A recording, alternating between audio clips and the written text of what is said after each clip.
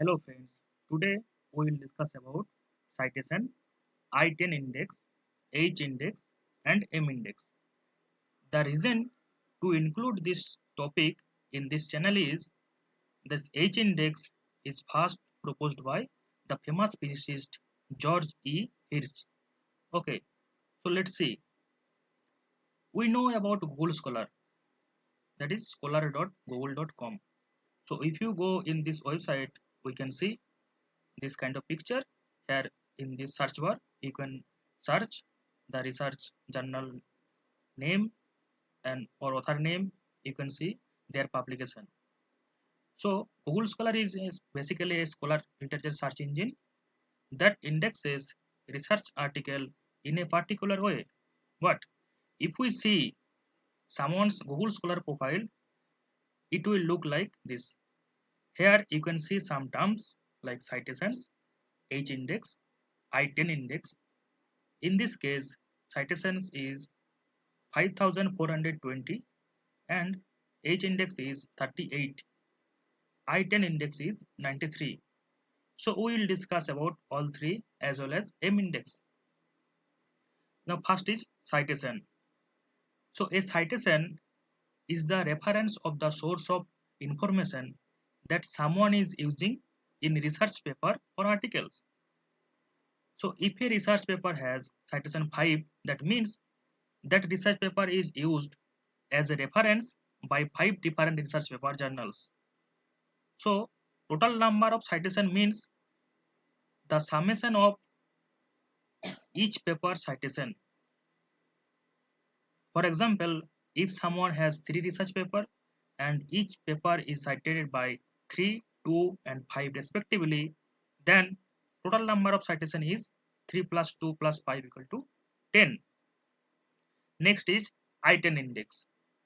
So it refers the number of journal paper which are cited at least 10 times by other journal papers. For example, if someone has 6 paper which are cited by 102, 21, 45, 7, 20 and 10 respectively. So here the number of at least 10 times cited papers are 5. Those are 102, 21, 45, 20 and 10. So here I-10 index is 5. So next is H index. So this is the famous physicist George E. Hirsch. So he first realized that how does one quantify the cumulative impact and relevance of an individual's scientific research output? In a world of limited sources, such quantification is often needed for evaluation and comparison purposes. So after that, he published one research journal paper, that is, the name is An Index to Quantify an Individual's Scientific Research Output in 2005 in the journal PNAS. So here there he proposed the index H, which is defined as the number of papers with citation number greater than equal to H, as a useful index to characterize the scientific output of a researcher. So he explained why he proposed the index H, because you can see the number 1 point, the total number of papers, that is NP. The advantage of this is it measures productivity, and the disadvantage is it does not measure importance or impact of each papers. The second point is total number of citation. So the advantage of it is it measures total impact, and the disadvantage is it is hard to find and many may be inflated by a small number of big hits.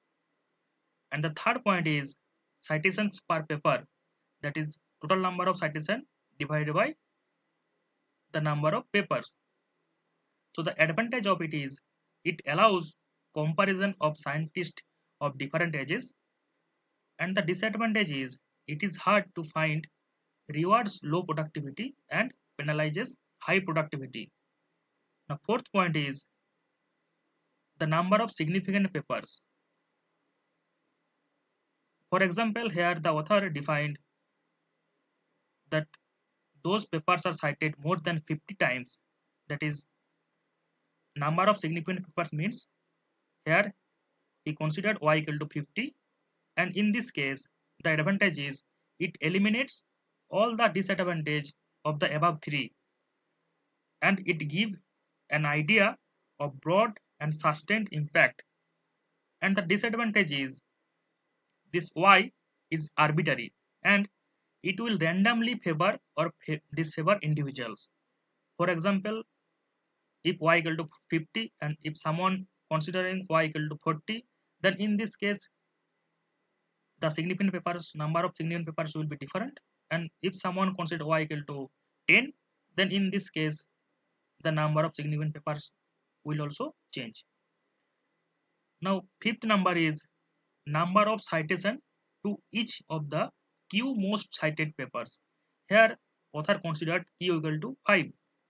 So the advantage of this is it overcomes many of the disadvantage of the criteria above, and the disadvantage is it is not a single number, and it will make more difficult to obtain and compare. Also, this q is arbitrary, and it will randomly favor and disfavor individuals. So now we will see how to calculate H index. For example, if someone has 5 paper and those are cited by 7, 8, 5, 2 and 1 times respectively.